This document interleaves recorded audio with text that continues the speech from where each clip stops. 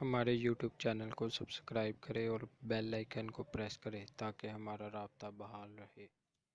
یہاں خوشی ہے، اس کا گھر آباد ہوا ہے اور اسے حکم دیا حضور نے اولموا ولو بشاۃ، ولیمہ ضرور کرو چاہے تمہارے پاس ایک ہی بکری ہو۔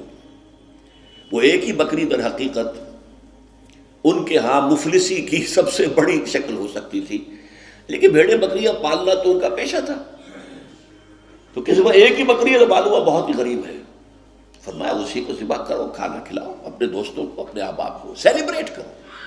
سیلیبریشن تمہارے ہاں ہونی چاہیے، مرد کے ہاں، لڑکے کے ہاں۔ پھر اس میں بھی اس قدر حضور صلی اللہ علیہ وسلم کی تعلیم کے اندر دیکھیے توازن ہے۔ فرمایا، یہ مسلم شریف کی روایت ہے جو میں آپ کو سنا رہا ہوں، عن عبداللہ ابن عمر رضی اللہ تعالی عنہ ان النبی صلی اللہ علیہ وسلم قال اذا دعی احدکم الی الولیمۃ فلیجب، جب تم میں سے کسی کو ولیمے کی دعوت دی جائے تو ضرور جائے۔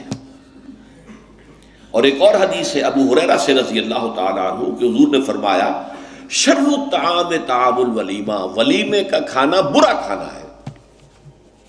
کیوں؟ اس میں غریبوں کو نہیں بلایا جاتا بلکہ غریبوں کو تو دھکے دیے جاتے ہیں۔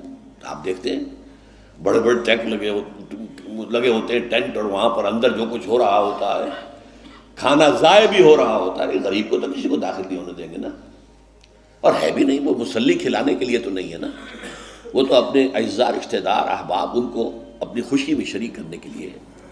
تو حضور نے فرمایا شر الطعام طعام الولیمہ، لیکن اس کے باوجود من لم یجب الدعوہ فقد عصى اللہ ورسولہ، جو شخص ولیمے کی دعوت قبول نہیں کرے گا اس نے گویا کہ اللہ اور اس کے رسول کی نافرمانی کی۔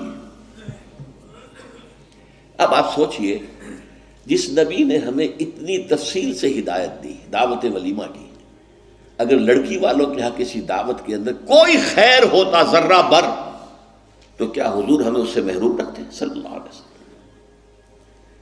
تو چوتھی بات جو میں نے عرض کی کہ ولیمہ کیا جائے، ہاں البتہ ون ڈش کی پابندی لگائی جا سکتی ہے، بالکل لگائی جا سکتی ہے، اسراف اور تبذیر کو روکا جا سکتا ہے۔ اسراف کسے کہتے ہیں؟ اسراف کہتے ہیں ضرورت کی جگہ پر ضرورت سے زائد خرچ کرنا۔ عام اپنے گھر کے کھانے میں بھی ایک سے زیادہ ڈش پکانا، ایک سے زیادہ کھانا حضور کے نزدیک نہایت ناپسندیدہ۔ ضرورت ہے پیٹ بھرنے کی، ایک سالن روٹی سے بھی ہو جاتا ہے، آپ نے 4 5 پکا رکھے، یہ اسراف ہے۔ اسی طریقے سے شرم، اگر دعوت کے اندر بھی ون ڈش کی پابندی ہو تو بالکل ٹھیک ہے، اس کے اندر کوئی حرج نہیں، لیکن یہ کہ اس میں اب جو کیا گیا ہے کہ میٹھے کے اوپر پابندی، بالکل یہ صحیح نہیں ہے۔ میٹھا حضور کو بہت مرغوب تھا، پسند تھا، تو اس میں یہ کہ ایک ڈش میٹھے کی، یہ نہیں کہ 3 4 ڈشیں ہیں، دال کا حلوہ بھی ہے، گاجر کا حلوہ بھی ہے، اور فلاں بھی ہے، اور فلاں بھی ہے، اور پھر کھیر بھی ہے، لہذا ولیمے کی اجازت ہونی چاہیے۔ اور ظاہر بات ہے کہ ہر شخص اپنی سطح کے مطابق کرے گا، اور وہ آدمی بھی بلائے گا، جو کم ہی بلا سکتا ہے وہ کم بلائے گا، جو زیادہ بلا سکتا ہے زیادہ بلائے گا۔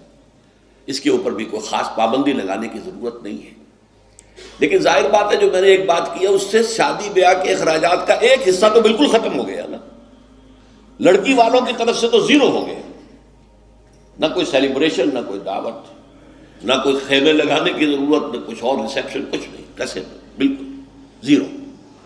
لڑکے والے جو ہیں دعوت ولیمہ، اور اس کے اندر ظاہر بات ہے کہ اپنے ساتھیوں کو، دوستوں کو، اعزاء کو، اقارب کو جس حد تک بھی اس کے لیے ممکن ہے۔